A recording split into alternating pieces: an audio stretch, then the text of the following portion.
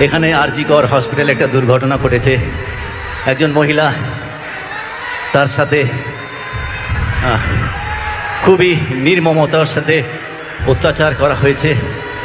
এবং আমি সকালে আজকে সোশ্যালেও পোস্ট করেছিলাম, আবারও বলছি যে আগামী আর কিছুক্ষণ পরে স্বাধীনতা দিবসে আমরা পা দেব, কিন্তু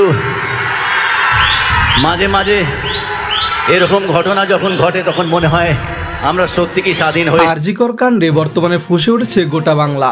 রাজনীতি থেকে বিনোদন, ক্রীড়া, প্রত্যেক জগতের মানুষই এই ঘটনার তীব্র প্রতিবাদ করেছেন। এর মাঝেও কিছু কিছু তারকার মুখে কুলুপ এঁটে রাখা নজর কেড়েছে সাধারণ মানুষের।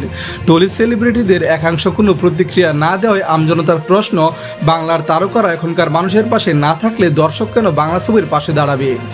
এই আবহে টলিউড সুপারস্টার জিতের একটি মন্তব্য ঘিরে শুরু হয়েছে জোর চর্চা।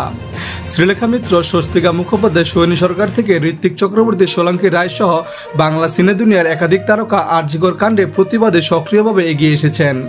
দোষীদের শাস্তির দাবিতে সুর চড়িয়েছেন তারা। এরই মাঝে ভাইরাল হয়েছে সুপারস্টার জিতের একটি ভিডিও। সেখানে তাকে এই নরকীয় ঘটনা নিয়ে কথা বলতে শোনা যাচ্ছে। তিনি বলেন, আপনারা জানেন কয়েকদিন আগে আরজি কর হাসপাতালে একটি দুর্ঘটনা ঘটেছে।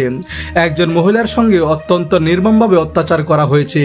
এই নিয়ে আজ সকালে আমি সোশ্যালে একটা পোস্ট করেছিলাম। আবারও বলছি, আর কিছুক্ষণ পর স্বাধীনতা দিবস, কিন্তু মাঝে মাঝে এমন ঘটনা ঘটে, আমরা কি সত্যিই স্বাধীন? এখানে না থেমে জিৎ আরও বলেন, তাই আমার হাতে যতটুকু রয়েছে, আমরা যারা এখানে উপস্থিত রয়েছি তারা সকলেই সে মহিলা এবং তার পরিবারের প্রতি, আত্মীয় স্বজনের প্রতি, পরিবারের শান্তি কামনার জন্য, রাজ্যের শান্তি কামনার জন্য 1 মিনিটের নীরবতা পালন করি। আমার ভীষণ ভালো লাগবে। জিতের এই উদারমনের পরিচয় প্রশংসিত হচ্ছে সর্বমহলে। এই ভিডিওটি ভালো লাগলে একটা লাইক দিবেন। পাশে থাকার জন্য ধন্যবাদ।